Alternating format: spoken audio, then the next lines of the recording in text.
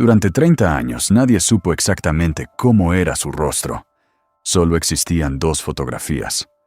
Una vieja, tomada cuando era joven, y otra borrosa, con un bigote que se volvió símbolo de miedo. El gobierno ofrecía $15 millones por información sobre él. Vivía escondido en la sierra.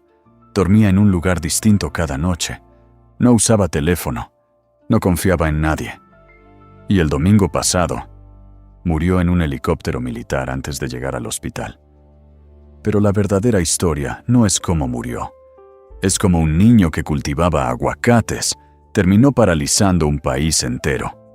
Hay un pueblo en la sierra de Michoacán donde los aguacates crecen más que las oportunidades. Ahí nació en 1966, una ranchería tan pequeña que durante años ni siquiera aparecía en los mapas. Su familia trabajaba la tierra. Eran pobres de no hay nada. A los 10 años dejó la escuela, no porque quisiera, porque tenía que trabajar. A los 14 ya vigilaba plantíos ilegales en la zona. No era ambición, era entorno. Cuando creces viendo que el dinero solo llega por un camino, dejas de cuestionarlo.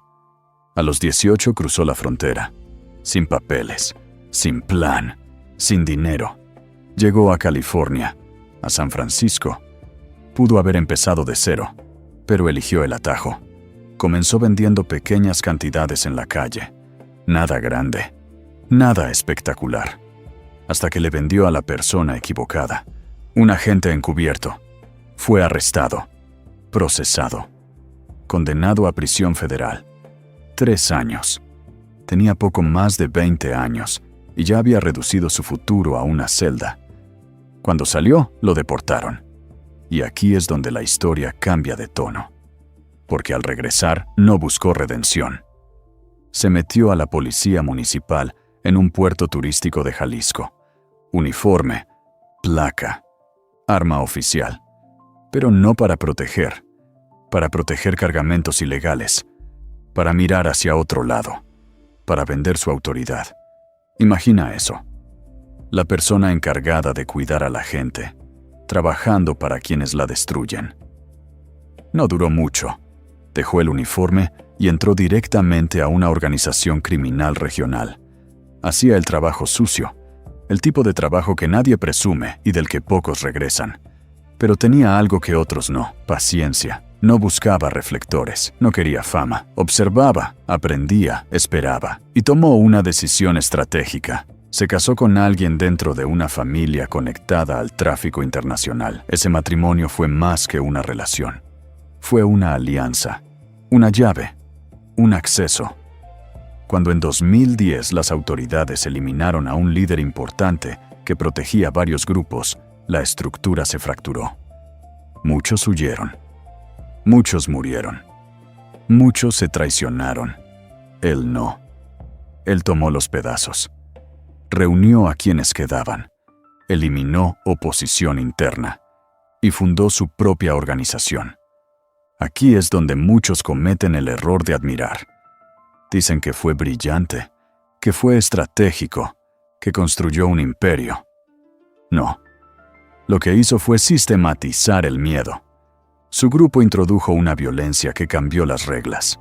No solo confrontaban rivales, desafiaban directamente al Estado. Grababan actos de terror para enviar mensajes. Usaban tecnología que parecía reservada para ejércitos. No para defender, para intimidar. Y funcionó. Se expandieron. Estados completos bajo influencia. Presencia en más de 20 países. Flujos internacionales que alimentaron una crisis de adicción devastadora en el extranjero. Más de 100,000 muertes por sobredosis al año en un solo país. 100,000 familias. Eso no es poder, es destrucción en masa. Mientras tanto, él desapareció. No entrevistas, no redes sociales, no exhibiciones públicas. En 30 años solo circularon 2 fotografías. 2. Vivía moviéndose entre ranchos en la sierra, cambiando de ubicación constantemente, durmiendo poco, confiando menos. Algunos decían que era un genio del sigilo. La verdad es otra. Vivía acorralado. Porque el poder basado en miedo no trae paz. trae paranoia. Su familia empezó a pagar el precio. Su esposa fue detenida. Su hijo fue arrestado y condenado en otro país. Su hija fue capturada. La familia que supuestamente protegía fue la primera en caer. El mito empezó a agrietarse. Circularon rumores de enfermedad, de problemas renales, de silla de ruedas. La organización comenzó a fracturarse internamente. Grupos regionales empezaron a separarse, porque cuando el miedo disminuye, la lealtad se evapora. Y entonces llegó el final. 22 de febrero de 2026. Las fuerzas especiales llevaban meses rastreando movimientos periféricos. No a él directamente, a su círculo, a proveedores, a mensajeros. Y cometió un error. Permitió un movimiento cercano a una propiedad en la Sierra de Jalisco. Los militares detectaron actividad inusual. 2 días de vigilancia discreta. El domingo por la mañana lanzaron la operación. No fue espectáculo, fue precisión. Cuando llegaron hubo enfrentamiento. Resultó herido. Lo trasladaron en helicóptero hacia la capital. No llegó. Murió en el aire. El niño que cultivaba aguacates. El fugitivo invisible. Murió sobre la misma sierra donde nació. Sin juicio. Sin despedida. Solo.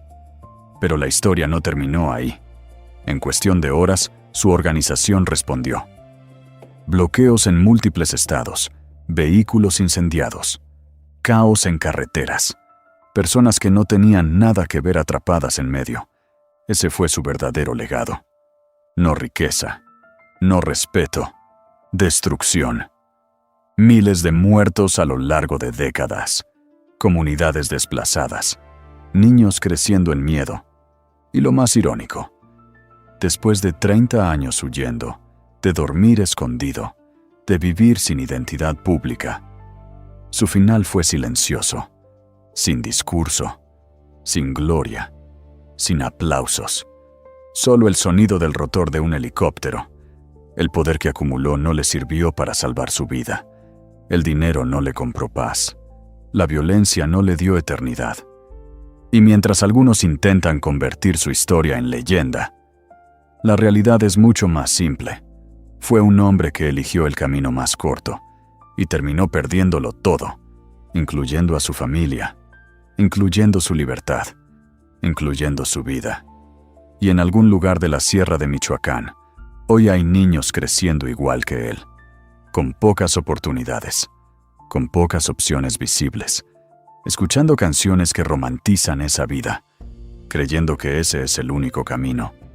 No lo es, porque esta historia no termina en poder, termina en un helicóptero militar, solo.